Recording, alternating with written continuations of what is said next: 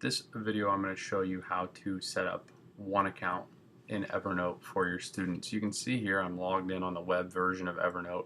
I'm logged into my teacher account that I have that I use frequently. And this is last year's class, but you can see how if I click join notebooks, those are all of the notebooks for my students from the last school year.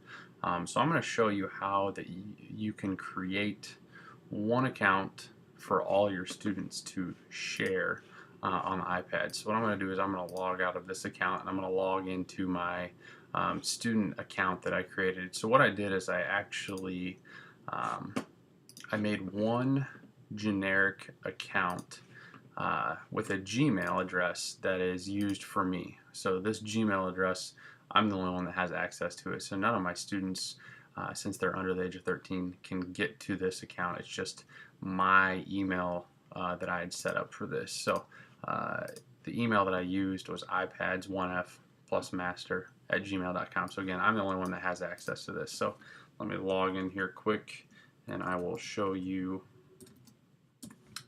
how I could create one account. So this is my student account, and you can see here I have a list of students 1F, 12, and 13. You can see that they got their names in my class. So what I'm going to do is I'm going to create some students here for this notebook. So let's call this student 1. We'll save that. And let's create another notebook for student 2. And we'll just stop there with those two students that we have. So we've got student 1 and student 2. I'm going to stack these on top of each other, and I'm going to call this 1F. And then we'll call this, since the upcoming school year is 13-14, we'll do 13-14. So I'm going to click save, and you can see over here now, here's my 1F, 13 and 14. I've got student 1 and I've got student 2. So now what I'm able to do is if I click on student 1 and I click to share this notebook, now's where I would share this with the teacher account that I have. So I'm going to click invite individuals, and I'm going to go ahead and add it to my teacher account that I've created. And you can see here, individuals who can join can view notes and activity, or view notes only. I'm going to choose view notes and activity since I'll be the teacher and I want to monitor all this stuff. So I'm going to go ahead and click invite. So you can see here again, it's gone ahead and invited me to do this. So I'm going to click done. Now if I click on student 2, I'll need to do the same thing on student 2. So what I'll do on student 2 is share this notebook again. Same process. So you can see it can be a little bit of initial setup that it's going to take some time, but after getting it set up, you are good to go. So let me go ahead and finish this quick. So now what I've done is I've got it so that student 1 and student 2 now have their notebooks shared with my teacher account. So you can see I'm logged in as 1F Master, which is my student account. So all my students would use this on the iPad. So let me log out and log back into the teacher's account.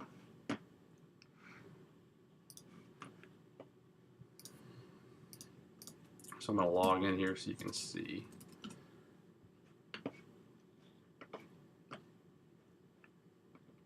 So it'll take a little bit to populate here. Let me go ahead and check to approve those that I'm sharing.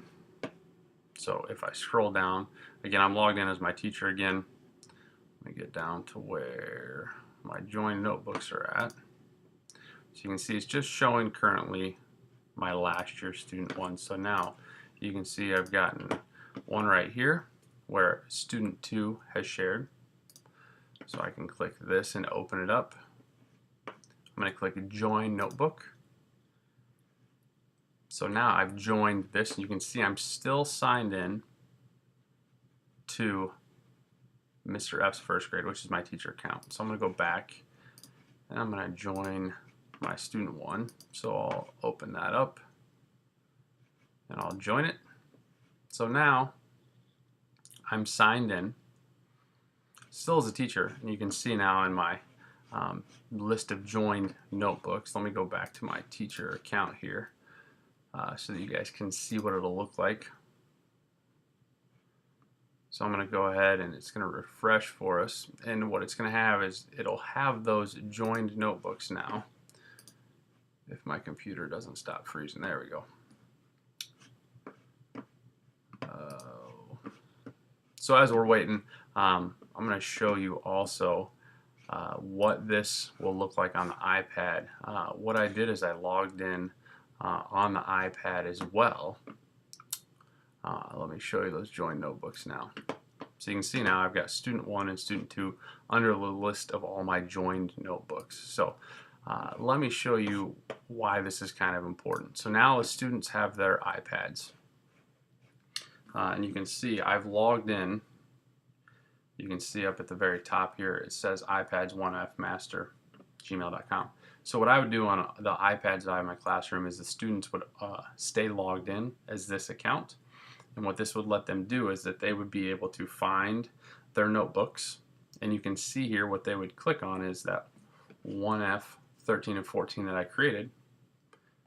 And now, from any iPad, as long as they're logged in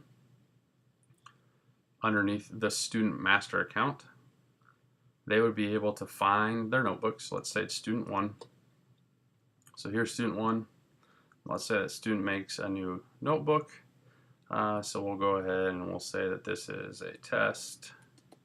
Let's get rid of that. So test. And we'll go ahead and add some text. So there is their notebook. So they're done. So it shows up that it's in student 1's notebook. So this student's done. They can go ahead and turn the iPad off, and then the next time student 2 can come, and student 2 doesn't have to log in or anything. All they have to do is open up the app, find their notebook, and they can add any of their examples of their understanding of work by just adding a note into their notebook. Now, the nice thing is, I showed you earlier that I shared those notebooks. So now, if I go back to my teacher account, again, I'm logged in as a teacher, on my joined notebooks, if I click on student 1, you can see now I don't have to be on the iPad. The student's work that they submitted shows up, and it will let me see any of the information that the student put in his or her notebook, demonstrating their understanding of stuff that we've learned throughout the school year. So again, this was, I know it's kind of a complicated process to start out, but again, once you have it all set up, there's really not much work that you have to do. The students do all the work. So the Evernote just serves as kind of the central file cabinet for all of the files that they're going to create throughout the school year. So again, this was using Evernote to create one account for all your students in your class.